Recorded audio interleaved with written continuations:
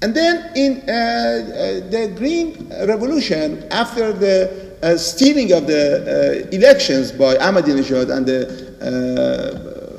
government of the Islamic Republic, under the direct rule and leadership of the supreme leader Khamenei, Montazeri comes out with a fatwa that spells out how not only the Islamic Republic of Iran, how any polity can be delegitimized. And in this, he is not only unique and new to Shiite Islam, he is unique and new to political philosophy. Montazeri, that started as the Hobbes of the Islamic Republic, as somebody who kind of created the very idea of legitimacy of a religious government, became the Locke of, if not the Marx, of the Islamic Republic, because he spelled out under what conditions the Islamic Republic can be dissolved. This is not exactly proof that religious people, blindly obey some kind of a rule and they don't rationally think. I can't imagine it's a parallel anybody else in the history of political philosophy to have gone through such reverses. And to make a long story short, what Ayatollah Montazeri argues in this fatwa that we have translated and is available in this volume, the language is kind of ornate, so I want you to kind of hold with the difficulty of reading it. We have tried to be very honest translators of the text. But in this fatwa, Montazeri says, the relationship between government and the ruled is like the relationship between a lawyer and his client or her client. This relationship automatically dissolves the minute the client loses confidence in the lawyer. The client doesn't need to prove the lawyer's malfeasance.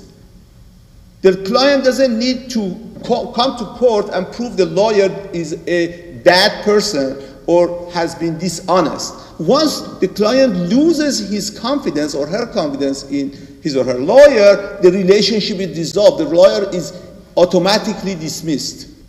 Now, in the Green Revolution, this is very important because in the wake of this stolen election, the government said, where is your evidence? Unfortunately, we have heard this from many Western observers too. Not only the left, who identified Ahmadinejad as some kind of a Che Guevara, but even more liberal thinkers asking, where is your evidence that this election was fake? Not noticing that we are not in a position to produce evidence. Of course, we don't have any, incontrovertible evidence for this, because the day after the election, all of the leaders of the Green Movement were surrounded, their houses were invaded, their computers were confiscated, everybody was put in jail, and the majority of them were put on show trials. We could not produce the evidence. Now, here is where Montazeri is important. He says the people don't have to produce evidence against the government. The people in the streets in Maidan al-Tahrir in Egypt, do they have the evidence that Mr. Mubarak is a kleptomaniac and he rules over these 200 families that own 90% of the wealth in Egypt? People don't have the evidence. Now here is where Montazeri's revolutionary view comes in handy. They don't have to give evidence. They have lost confidence. Once you lose confidence, the relationship is dissolved, and it is incumbent on the government or on the lawyer. In the case of the lawyer-client relationship, the lawyer has to prove that he or she is honest and deserves to represent the client. So I think at this point, my time is up. All that I want to say is this. We have to take seriously the role of religion in all of these movements. The fact that Muslim Brotherhood is taking a back seat, it doesn't mean that they are not important anymore. Actually, it means that they have changed their view of their role in the Egyptian society. This shouldn't be dismissed.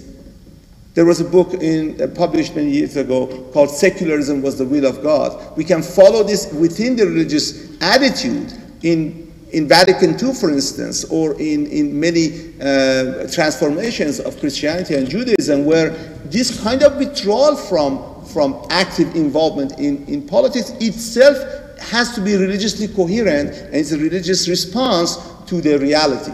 In this case, to the reality of the Iranian Revolution. The Muslim Brotherhood has seen what happens when religious people come and take over.